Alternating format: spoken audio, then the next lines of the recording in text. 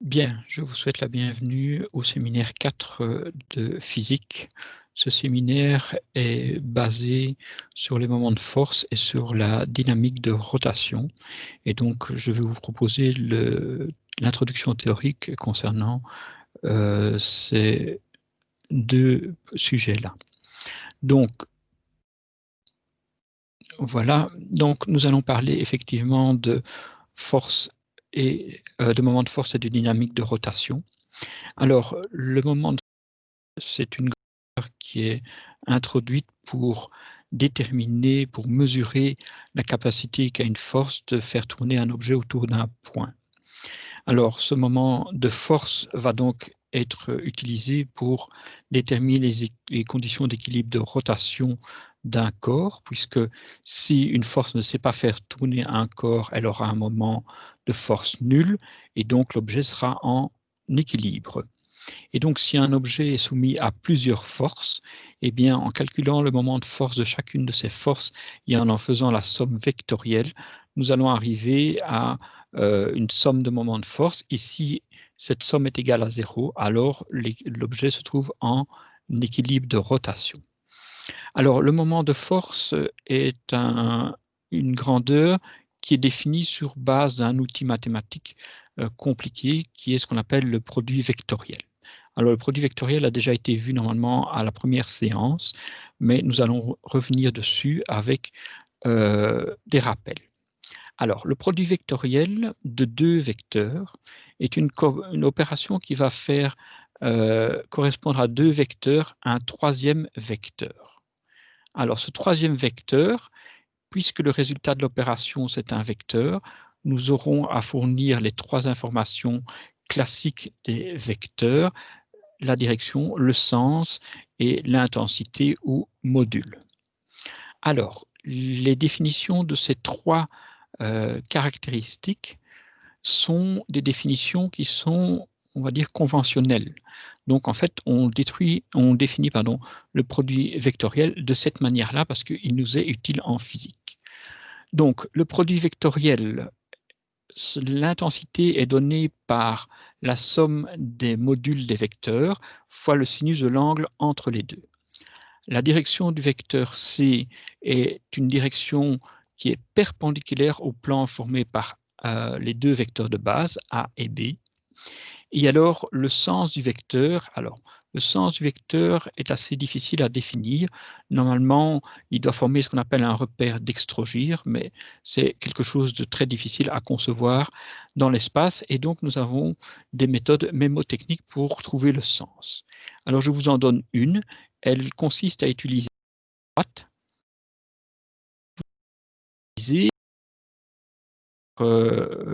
application, vous devez faire ce qu'on appelle le pouce de l'autostoppeur. Donc le pouce de l'autostoppeur, c'est ce que vous voyez ici sur cette photo. Et en fait, ceci va représenter la direction du vecteur C produit vectoriel. Alors comment marche ce moyen mémotechnique? Vous devez d'abord commencer par avoir la main qui est avec les doigts étendus, le pouce levé vers le haut. Vous devez placer vos doigts, main tendue, sur le premier vecteur du produit vectoriel. Alors c'est important, c'est le premier vecteur du produit vectoriel, parce que le produit vectoriel est anticommutatif, ça veut dire que si vous inversez l'ordre de ces deux vecteurs, vous allez avoir un sens opposé. Donc je place mes doigts sur ce premier vecteur et je dois refermer ma main pour arriver à ceci par le chemin le plus court vers le vecteur B. Le chemin le plus court, ici, c'est celui-là. Donc, je vais refermer ma main dans ce sens-là et donc ma main va être orientée à la fin du processus comme ceci avec le pouce vers le haut, ce qui veut dire que le produit vectoriel sera orienté vers le haut. Bien. Alors maintenant, nous allons voir au niveau du moment de force comment cela s'applique. Alors, voici la situation. Vous avez un corps ici. Il va tourner autour de ce point-ci. On lui applique une force qui est une force F comme ceci. Et on va mesurer la capacité que cette force A a, cette force, pardon, F, à faire tourner l'objet. Alors, pour déterminer le moment de force, alors on doit localiser le point de rotation, on doit localiser le point d'application de la force, et alors par définition, le moment de force de la force F par rapport au point P, qui est noté comme ceci, donc moment F par rapport à P, est le produit vectoriel d'un vecteur R. Alors ce vecteur R, c'est le vecteur qui relie le point P, qui est le centre de la rotation, au point d'application de la force, donc le vecteur PA. Et donc vous allez avoir le moment de force qui va être défini comme ça, produit vectoriel du vecteur R fois le vecteur F. Le point P de rotation, c'est ce qu'on appelle le pivot. L'unité de ce moment de force, comme ça va être en fait des mètres fois des newtons, nous allons avoir des newtons fois mètres, et puis vous avez ici les quelques cas dans lesquels le moment de force est nul, donc il ne faut pas chercher à le calculer si la force est nulle, si le rayon, pardon, si le vecteur R est nul, moins trivial, c'est si l'angle entre les vecteurs R et les vecteurs et le vecteur F vaut 0 ou 180 degrés. Donc, si le vecteur force est aligné avec le vecteur R. Alors, des remarques. Donc, le vecteur R est un vecteur qui va de P, pivot, point, vers le point A, point d'application de la force, pas le contraire. Alors, pour appliquer la règle de la main, on peut toujours faire glisser un vecteur sur sa ligne porteuse. On peut toujours faire glisser un vecteur, mais on ne peut pas lui changer de sens. Donc on peut faire glisser un vecteur et appliquer la règle mémotechnique à partir de là. Alors, il est bien entendu que la valeur d'un moment de force va dépendre du pivot, va dépendre du point d'application de la force, va dépendre de la force. Donc, ces trois éléments-là vont influencer la valeur du moment de force. Alors, si la valeur du moment de force dépend du pivot, ça veut dire que dans un problème, on est censé connaître à l'avance autour de quel point va tourner l'objet, ce qui est bien évidemment rarement le cas. Alors, nous avons un théorème mathématique qui va nous sauver un petit peu la mise. Ce théorème nous dit que si nous avons une série de forces coplanaires qui sont dans le même plan et que cette série de forces a une résultante qui est nulle,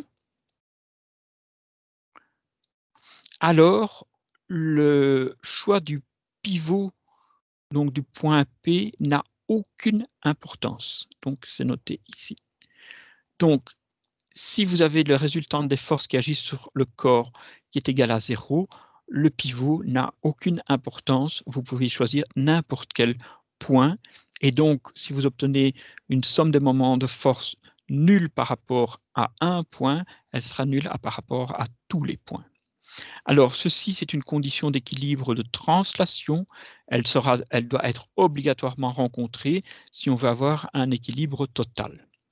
Bien, alors maintenant, avant de continuer, je vais vous montrer deux petites applications de la règle de la main pour que vous puissiez vous en sortir. Donc, je vais essayer de faire ça sans faire de bêtises. Donc, OK, vous avez devant vous, évidemment, si je disparais, la feuille disparaît aussi. OK. Donc, je vais faire ça autrement. Donc, oh là là, tant qu'il ne me voit pas, il me fait disparaître. Donc, vous avez ici, vous avez un exemple. Donc, vous avez la force qui est là. Vous avez le moment de force. Alors maintenant, je vais appliquer donc donc je vais déplacer donc le pivot, il est là, le point d'application de la force est là, et donc le vecteur R, il est en fait ici. Donc le vecteur R est de ce côté-là.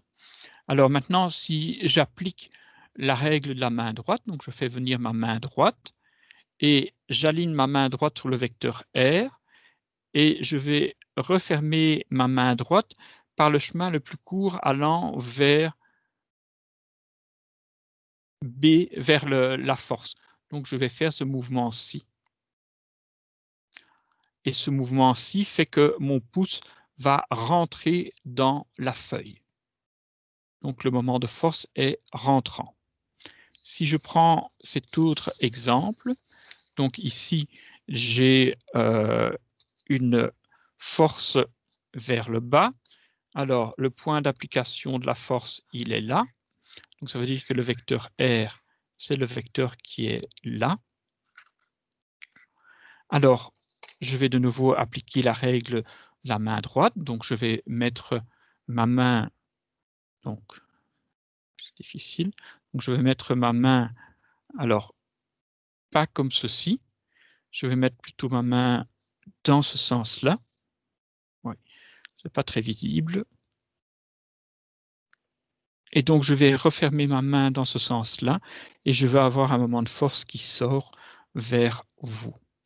Bon, c'était pas très visible à cause de cette caméra, mais bon, on va voir. On espère quand même, si je peux faire mieux, je ferai mieux. Bien, alors je reviens, si mon ordinateur veut bien revenir là-dessus.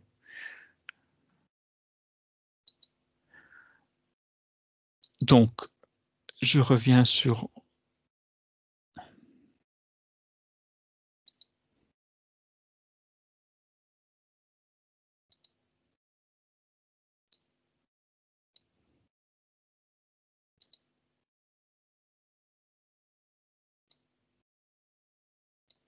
Bien.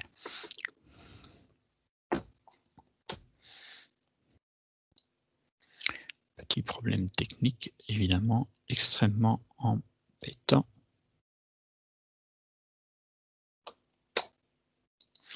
Il ne veut plus repartager mon PowerPoint. Ah, il est là.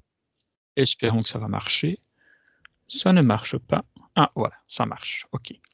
Bien. Alors, j'ai encore à parler de deux choses. Donc, en fait, ce qui va m'intéresser maintenant, c'est la dynamique de rotation. Donc, s'il n'y a pas d'équilibre, que se passe-t-il?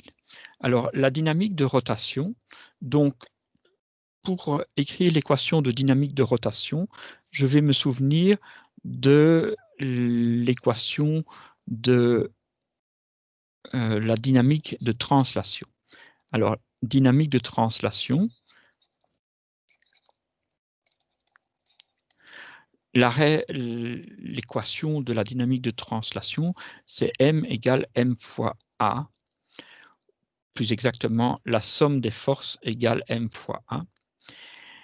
Alors, en dynamique de rotation, en fait, ce qui fait, en translation, ce qui fait avancer l'objet, c'est une force. En rotation, ce qui fait tourner un objet, c'est un moment de force. Donc, la somme des moments de force par rapport à un point doit être égale à, alors, l'équivalent d'une masse d'inertie en rotation, c'est ce qu'on appelle le moment d'inertie.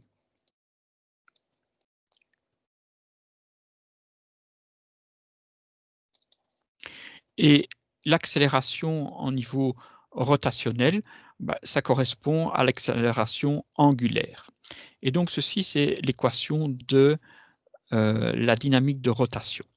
Alors, le moment d'inertie, c'est un élément que vous ne pouvez pas deviner, vous n'avez pas le moyen de le calculer, donc ce moment d'inertie, on va vous le donner. Alors, généralement, si vous prenez un point qui est en rotation autour d'un autre point, un point matériel en rotation autour d'un autre point, ce point est de masse m, eh bien, vous allez avoir un moment d'inertie qui sera égal à m r carré où R, c'est le rayon du cercle.